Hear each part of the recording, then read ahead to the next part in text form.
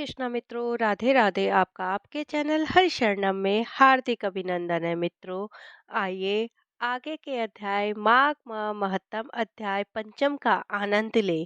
भगवान श्री हरि की कृपा से ही आप माघ माह महत्तम का श्रवण कर पा रहे हैं। आइए श्री हरि कृपा से आगे के अध्याय का आनंद लें। माघ में स्नान, ध्यान, पूजा पाठ, तप, नियम, दान पुण्य का विशेष महत्व है। माघ में किया हुआ दान आपको अनंत गुना लाभ प्राप्त कराता है।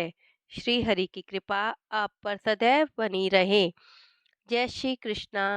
आगे आइए माघ माह महत्तम अध्याय पंचम का आनंद लें।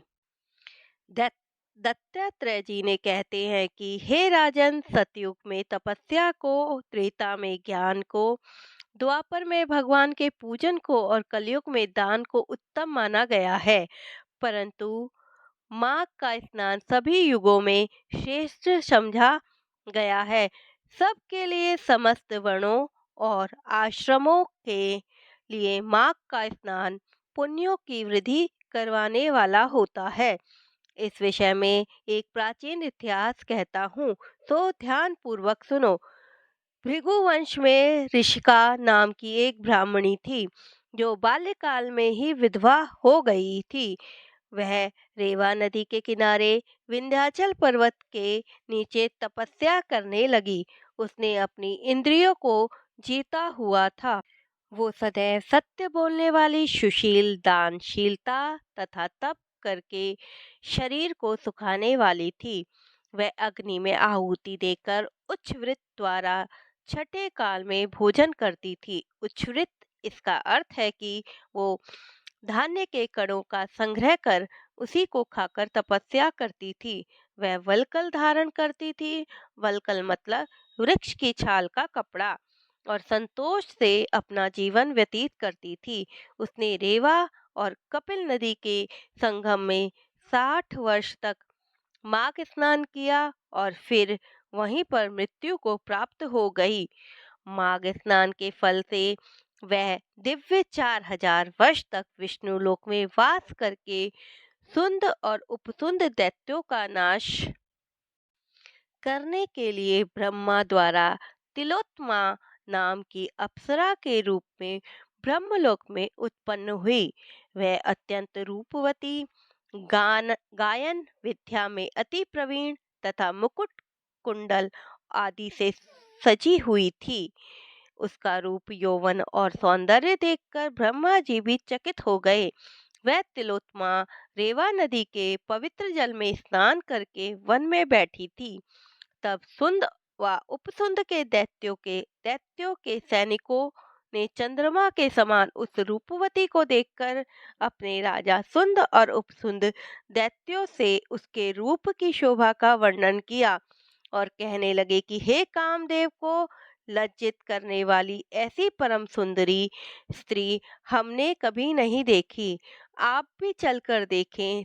तब वह दोनों मदिरा के पात्र रखकर वहां पर आए, जहां पर वह परम सुंदरी बैठी हुई थी। दोनों दैत्य उस परम सुंदरी को देख और मदिरा पान के कारण काम पीड़ा से पीड़ित हुए और दोनों ही आपस में उस स्त्री रत्न को प्राप्त करने के लिए विवादग्रस्त हुए और फिर आपस में युद्ध करते हुए वहीं समाप्त हो गए। उन दोनों को उन दोनों का मरा हुआ देख कर उनके सैनिकों में बड़ा ही कोलाहल मचाया और तब तिलोत्तमा काल रात्रि के समान उनको पर्वत से गिराती हुई दसों दिशाओं को प्रकाशमान करती हुई आकाश में चली गई और देव कार्य सिद्ध करके ब्रह्मा के सामने आई। तो ब्रह्मा जी ने प्रसन्नता से कहा कि हे चंद्रवती, मैंने तुमको सूर्य के रथ पर स्थान दिया।